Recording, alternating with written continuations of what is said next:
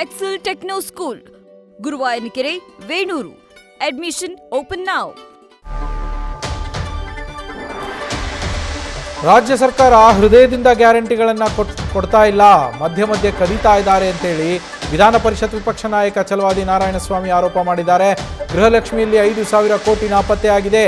ಯುವ ನಿಧಿ ಯಾರಿಗೂ ಸಿಕ್ಕೇ ಇಲ್ಲ, ಸರ್ಕಾರ ಸುಳ್ಳು ಹೇಳಬಾರ್ದು. ಇದರಲ್ಲಿ ಬೆಂಗಳೂರಲ್ಲಿ ಛಲವಾದಿ ನಾರಾಯಣಸ್ವಾಮಿ ಅವರು ವಾಗ್ದಾಳಿಯನ್ನು ನಡೆಸಿರುವಂಥದ್ದು ಸರ್ಕಾರದ ವಿರುದ್ಧ ಗ್ಯಾರಂಟಿಯ ವಿಚಾರವಾಗಿ.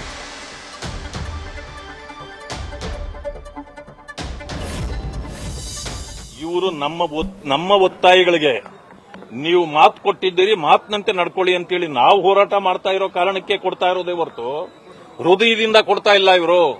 ಅದರಿಂದಲೇ ಮಧ್ಯದಲ್ಲಿ ಕದೀತಾ ಇದ್ದಾರೆ. ಈಗ ಗೃಹಲಕ್ಷ್ಮಿ ಯೋಜನೆಯಲ್ಲಿ 5,000 ಕೋಟಿ ನಾಪತ್ತೆಯಾಗಿದೆ. ಎಲ್ಲಿ ಅಂತ ಹುಡುಕಿ ಕೊಡಿ ಅಂತ ಆಗಿದೆ.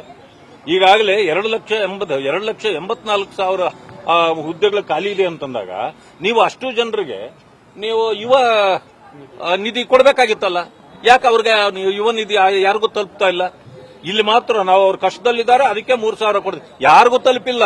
ಸುಳ್ಳು ಯಾಕೆ ಕೇಳ್ತೀರಿ? ಇದು ಪ್ರಶ್ನೆಗಳು ಬೇಕಾದಷ್ಟಿದೆ ನೋಡಿ. ಸರ್ಕಾರ ಸುಳ್ಳು ಹೇಳಬಾರದು. ಯಾರೋ ಒಬ್ಬ ವ್ಯಕ್ತಿ ಹೇಳ್ಬಿಟ್ಟ ಅಂತಂದ್ರೆ ಅವ್ನು ಸುಳ್ಳು ಹೇಳಿದಾನಪ್ಪ, ಇನ್ನು ಮೇಲೆ ಹೇಳ್ಬೇಡತ್ತಾರ. ಸರ್ಕಾರನೇ ಸುಳ್ಳು ಹೇಳಿದಾಗ, ಸರ್ಕಾರನೇ ಮೋಸ ಮಾಡಿದಾಗ, ಸರ್ಕಾರನೇ ವಂಚನೆ ಮಾಡಿದಾಗ ಯಾರನ್ನು ಕೇಳಬೇಕು? ಯಾಕೆ ಈ ರೀತಿ ಸರ್ಕಾರನೇ ಸುಳ್ಳು ಹೇಳಲಿಕ್ಕೆ ಬಂದಿದೆ? ವೋಟ್ ಬಿದ್ದರೆ ಸಾಕು. ಅವತ್ತು ನಿಮಗೆ ವೋಟ್ ಬೇಕಾಗಿತ್ತು ಅಷ್ಟೇ. ನಿಮಗೆ ಅದರ ಸಾಧಕ ಬಾಧಕಗಳ ಬಗ್ಗೆ ನೀವು ಚಿಂತನೆ ಮಾಡಿರಲಿಲ್ಲ. ಅದರಿಂದಾಗಿ ಇಂಥ ಪರಿಸ್ಥಿತಿ ಇದು ಉದ್ಭವ ಆಗಿರೋದು ಇವತ್ತು. ಅದಕ್ಕೆ ನಾನು ಹೇಳ್ತಕ್ಕಂಥದ್ದು ಇದು ವಿರೋಧ ಮಾಡತಕ್ಕಂಥದ್ದಲ್ಲ, ಒಂದು ಅವಲೋಕನ ಮಾಡತಕ್ಕಂಥ ವಿಷಯ ಇದೆ. ನ್ಯೂಸ್ ಫಸ್ಟ್ ನಿರ್ಭೀತಿಯಿಂದ ನಿಮ್ಮ ಪರವಾಗಿ.